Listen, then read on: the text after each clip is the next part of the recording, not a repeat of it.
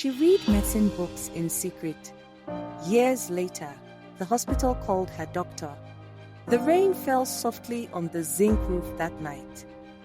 Inside the small room, everyone was asleep except one person. A young woman sat close to a dim lantern, turning the pages of an old biology textbook carefully, as though the book was made of gold. Her eyes were tired. Her hands were rough from house chores. But inside her heart lived a dream too stubborn to die. She wanted to become a doctor. And no matter what life had taken from her, she refused to let that dream disappear. Amara was born into a poor family in a small village, where survival mattered more than dreams. Her father worked hard every day, but what he earned was barely enough to feed the family. Her mother sold vegetables by the roadside under the hot sun. Some nights, they slept hungry. Some mornings, they pretended not to notice. But Amara was different. From childhood, she loved books more than anything. While other children played outside, she sat under trees reading science books borrowed from school. Her teachers believed she had a bright future. "You will wear a white coat one day," her biology teacher once told her, and every time she heard those words, her eyes would shine with hope. She dreamed of hospitals. She dreamed of helping sick people. She dreamed of hearing people call her Dr. Amara. But dreams are sometimes expensive. After secondary school, Amara passed her exams with excellent grades. She was happy because she believed university would be the next step. But one evening, she overheard her parents talking quietly. "We cannot afford it," her father said painfully. Her mother wiped her tears. "We have tried our best." That night, Amara cried silently into her pillow. Not because she blamed them, but because she knew they were right. A few weeks later, her parents arranged a marriage for her with a young man named Emeka, who lived in the city and seemed responsible and kind. Amara agreed, not because she had stopped dreaming, but because life had pushed her in another direction. Marriage changed everything. She moved into her husband's house and became busy with responsibilities, cooking, cleaning, taking care of the home. Days became weeks. Weeks became months. To everyone around her, it looked like her dreams had ended. But nobody knew what happened at night. Every night, after everyone slept, Amara would quietly bring out her old textbooks. She would read anatomy, read biology, read chemistry. Sometimes her eyes became heavy with sleep, but she forced herself to continue. Because deep inside her heart, she was afraid of forgetting who she truly was. She whispered to herself often, "One day, somehow, my life will change." Then, one unexpected moment changed everything. One afternoon, Emeka's younger brother, Tunde, came to stay with them for some time. Tunde worked at a hospital in the city. At first, he noticed strange things about Amara. Whenever medical discussions came on television, she listened carefully.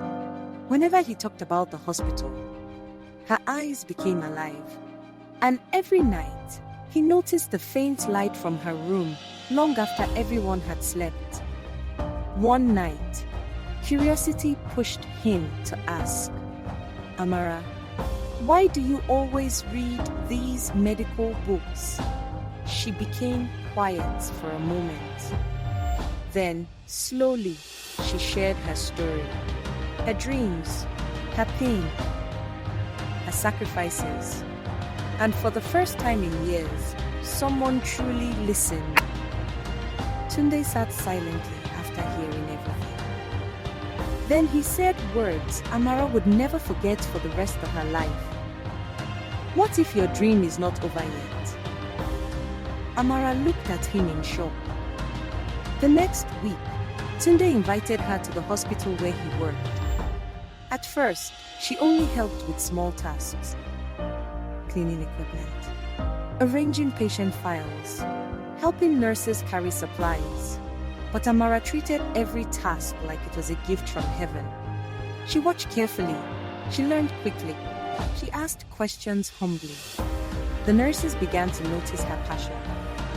Doctors noticed her intelligence. Patients noticed her kindness. Even when her feet hurt from standing all day, she remained grateful.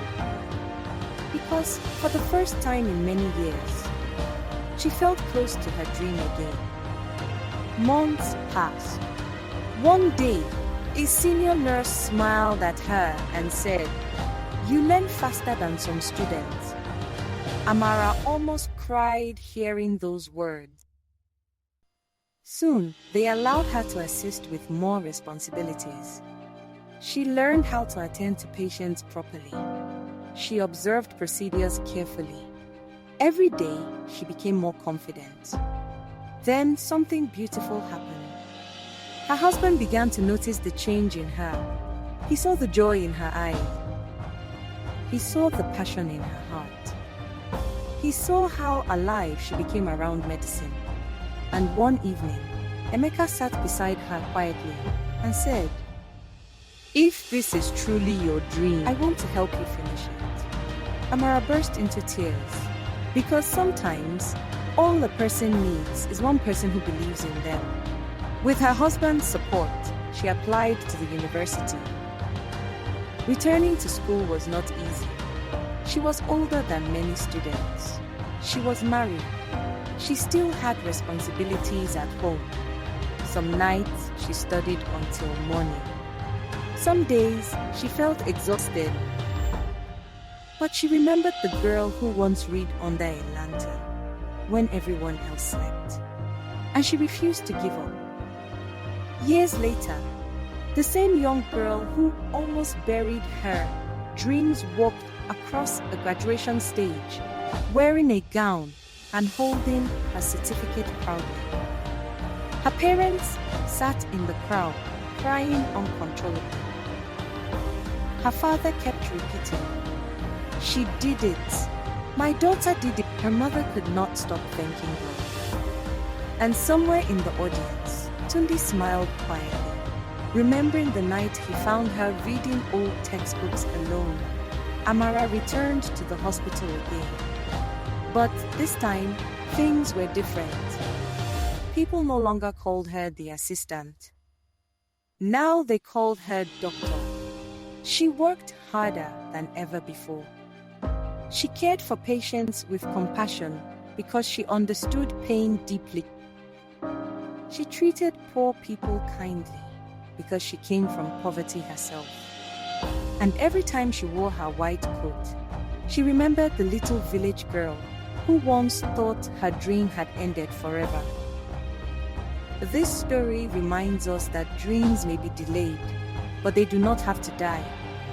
Life can interrupt your journey. Pain can slow you down. Responsibilities can change your direction. But if you continue to carry your dream in your heart, if you continue learning, if you continue believing, one day opportunity may find you prepared. Never mock small beginnings. Never laugh at people who are still trying. And never think it is too late to become who you were created to be. Because sometimes, the dream that survives the hardest seasons becomes the most beautiful story in them. If this story touched your heart, give this video a thumbs up, share it with your friends and loved ones, and tell us in the comments section, what lesson did you learn from Amara's story? And remember, no dream is ever truly lost when hope is still alive.